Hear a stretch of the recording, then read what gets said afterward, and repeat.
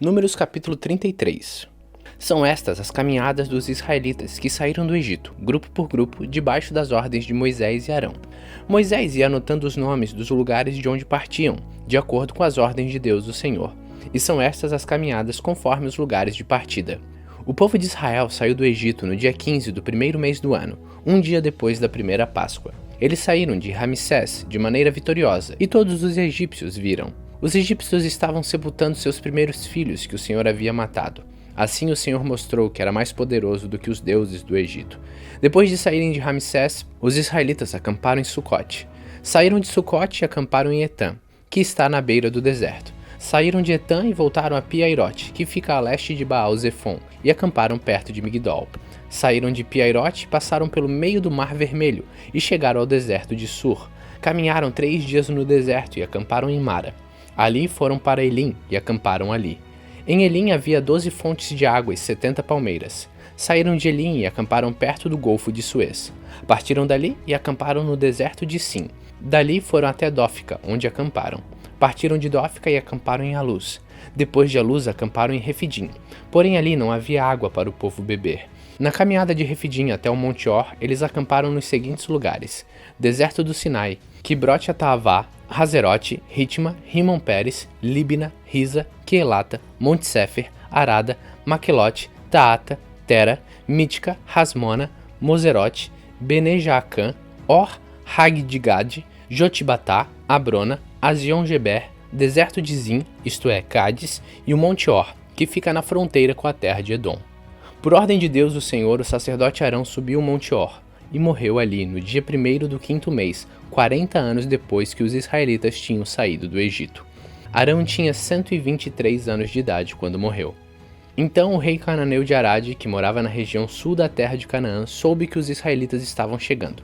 Do Monte Or até as planícies de Moabe, os israelitas acamparam nos seguintes lugares: Salmona, Punon, Obote, ruínas de Abarim, que ficavam na fronteira com Moabe, de Bongade, Almon, Diblataim, Serra de Abarim, que fica perto do Monte Nebo, e as planícies de Moabe, entre Bet-Jesimote e o Vale das Acácias, no lado leste do rio Jordão, na altura de Jericó, que ficava no outro lado do rio. Nas planícies de Moabe, junto ao rio Jordão, na altura de Jericó, que ficava do outro lado do rio, o Senhor mandou que Moisés desse aos israelitas as seguintes ordens: quando vocês atravessarem o rio Jordão e entrarem na terra de Canaã, expulsem todos os moradores daquela terra, destruam todos os seus ídolos de metal e de pedra e todos os seus lugares de adoração. Tomem posse na terra e morem nela, porque eu estou dando a vocês. Repartam a terra por sorteio entre as tribos e os grupos de famílias. Aos grupos de famílias mais numerosos deem a parte maior, aos grupos menos numerosos deem a parte menor. Porém, se vocês não expulsarem os moradores do país, os que ficarem serão para vocês como espinhos nos seus olhos e como ferrões nas suas costas, e trarão problemas para vocês na terra em que vocês morarem. E farei com vocês tudo o que havia pensado fazer com eles.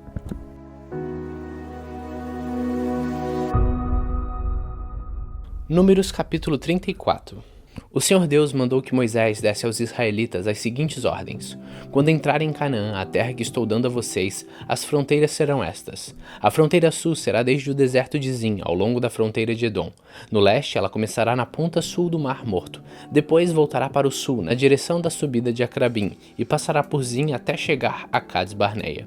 Em seguida, passará por Azar-Adar, até chegar a Asmon, e de Asmon até o ribeirão que faz fronteira com o Egito, e terminará no Mar Mediterrâneo. A fronteira do oeste será o Mar Mediterrâneo. A fronteira do norte irá desde o Mar Mediterrâneo até o Monte Or, e dali até a subida de Amate, e depois até Zedade.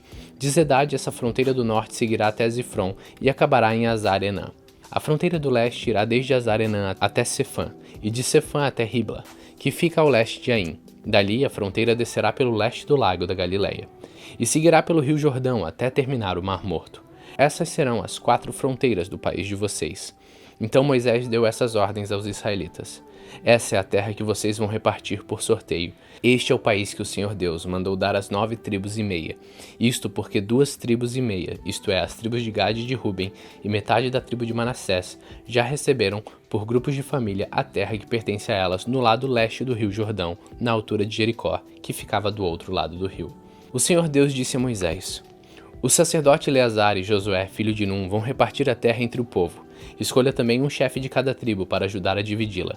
Os homens que devem ser chamados são os seguintes: da tribo de Judá, Calebe, filho de Jefoné; da tribo de Simeão, Samuel, filho de Amiúde; da tribo de Benjamim, Eliadab, filho de Quislom; da tribo de Dan, Buqui, filho de Jogli; da tribo de José, isto é, Manassés, Raniel, filho de Éfode; da tribo de Efraim, Quemuel, filho de Sitifã; da tribo de Zebulon, Elisafá, filho de Parnaque; da tribo de Isacar, Paltiel, filho de Azã; da tribo de Azer, Aiude, filho de Selome; da tribo de Naphtali, Pedael, filho de Amiúde. São estes os homens que o Senhor mandou repartir a terra de Canaã entre os israelitas.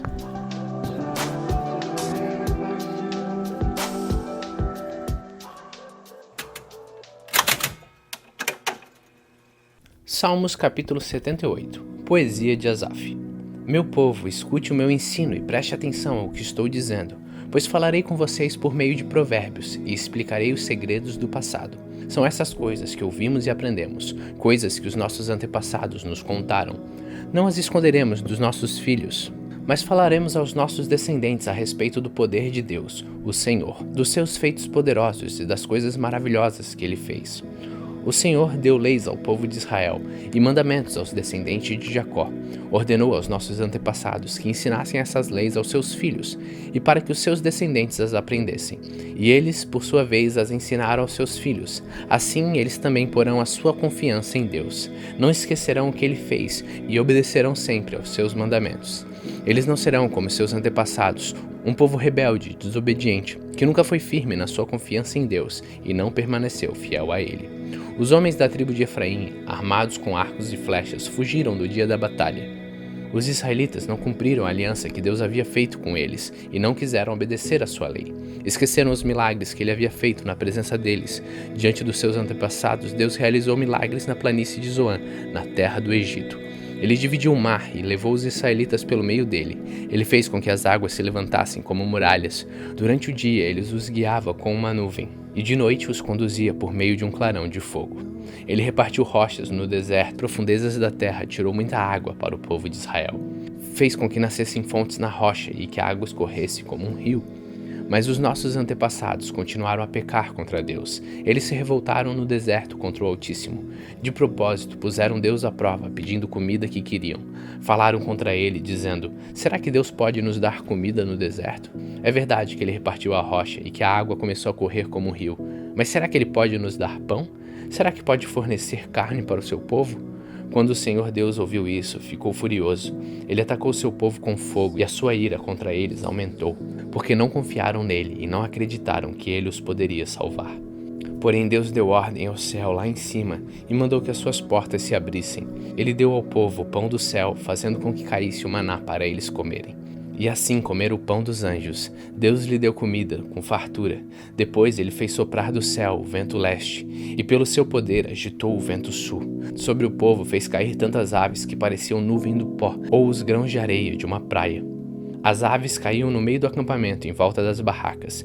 Então os israelitas comeram e ficaram satisfeitos, pois Deus lhe deu o que eles queriam. Mas enquanto estavam comendo, antes mesmo de eles ficarem satisfeitos, Deus ficou irado com eles e matou os homens mais fortes, os melhores jovens de Israel. Mesmo depois desses milagres, o povo ainda continuou a pecar e não quis acreditar em Deus. Por isso, ele os destruiu, como se a vida deles fosse um sopro, como um desastre que acontece de repente. Porém, quando Deus matava alguns, os que ficavam vivos voltavam para ele. Eles se arrependiam e oravam com sinceridade a ele. Eles lembravam que Deus era a sua rocha, lembravam que o Altíssimo era o seu Salvador. Mas todas as palavras deles eram mentiras. Tudo o que diziam era apenas para enganar. O coração deles não era sincero para com Deus e não foram fiéis à aliança que Deus havia feito com eles. Porém Deus teve misericórdia do seu povo. Ele não os destruiu, mas perdoou os seus pecados. Muitas vezes parou com a sua ira e não se deixou levar pelo seu furor. Lembrou que eles eram mortais, eram como um vento que passa e não volta mais. Quantas vezes se revoltaram contra Deus no deserto? Quantas vezes o fizeram ficar triste? Repetidas vezes o puseram à prova e entristeceram o santo Deus de Israel. Eles esqueceram o seu grande poder e o dia em que ele os tinha salvado dos seus inimigos.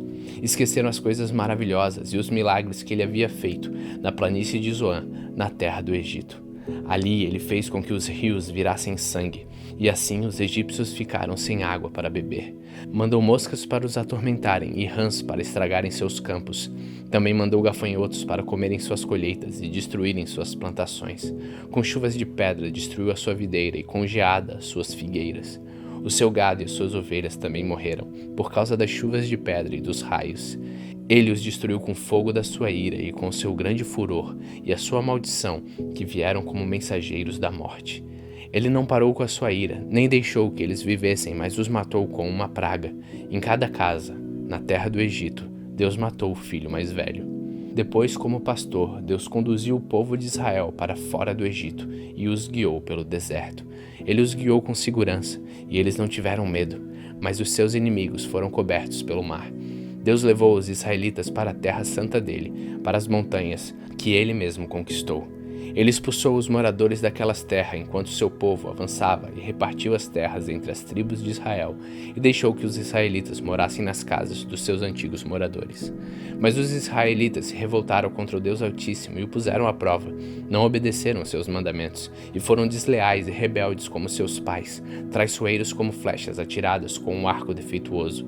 Eles o irritaram com seus altares pagãos e com os seus ídolos fizeram com que ele ficasse enciumado. Quando Deus viu isso, ficou irado e rejeitou completamente o seu povo. Ele abandonou a sua tenda sagrada que estava em Siló, a casa em que ele havia morado entre os seres humanos. Deus deixou que os inimigos tomassem a arca da aliança, que representava o seu poder e a sua glória. Ele ficou irado com o seu próprio povo e deixou que eles fossem mortos pelos inimigos. Os jovens foram mortos na guerra e as moças não tinham com quem casar. Os sacerdotes foram mortos à espada e as suas viúvas foram proibidas de chorar por eles. Então o Senhor acordou como de um sono e gritou como um homem valente, embriagado pelo vinho. Ele fez com que os seus inimigos fugissem, derrotados e envergonhados para sempre. Ele rejeitou os descendentes de José, não escolheu a tribo de Efraim. Pelo contrário, escolheu a tribo de Judá, o monte Sião, que ele tanto ama.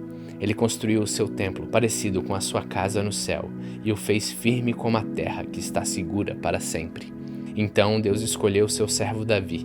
Ele o tirou do curral de ovelhas quando ainda pastoreava o rebanho. Ele o pôs como rei de Israel, como pastor do povo de Deus. Davi cuidou deles com dedicação e os dirigiu com sabedoria.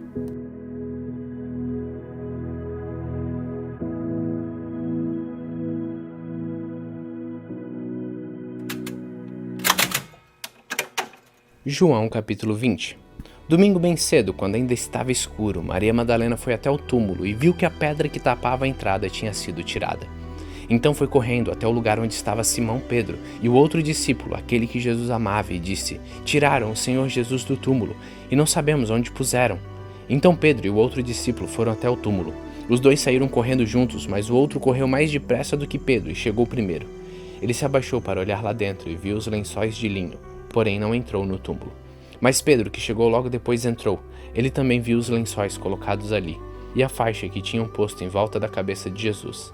A faixa não estava junto com os lençóis, mas estava enrolada ali ao lado. Aí o outro discípulo, que havia chegado primeiro, também entrou no túmulo. Ele viu e creu. Eles ainda não tinham entendido as escrituras sagradas que dizem que era preciso que Jesus ressuscitasse, e os dois voltaram para casa. Maria Madalena tinha ficado perto da entrada do túmulo, chorando. Enquanto chorava, ela se abaixou, olhou para dentro e viu 2 anjos de branco, sentados, onde tinha sido posto o corpo de Jesus. Um estava na cabeceira e o outro nos pés. Os anjos perguntaram: "Mulher, por que você está chorando?" Ela respondeu: "Levaram embora o meu Senhor e eu não sei onde o puseram." Depois de dizer isso, ela virou para trás e viu Jesus ali de pé, mas não o reconheceu. Então Jesus perguntou: "Mulher, por que você está chorando? Quem é que você está procurando?" Ela pensou que ele era o jardineiro e por isso respondeu: "Se o Senhor o tirou daqui, diga onde o colocou e eu irei buscá-lo." "Maria", disse Jesus. Ela virou e respondeu em hebraico: "Rabone." Essa palavra quer dizer mestre. Jesus disse: "Não me segure, pois ainda não subi para o meu Pai. Vá se encontrar com os meus irmãos e diga a eles que eu vou subir para aquele que é o meu Pai e o Pai deles, o meu Deus e o Deus deles." Então Maria Madalena foi e disse aos discípulos de Jesus: "Eu vi o Senhor." E contou o que Jesus lhe tinha dito. Naquele mesmo domingo, à tarde, os discípulos de Jesus estavam reunidos a portas trancadas, com medo dos líderes judeus. Então Jesus chegou, ficou no meio deles e disse: "Que a paz esteja com vocês."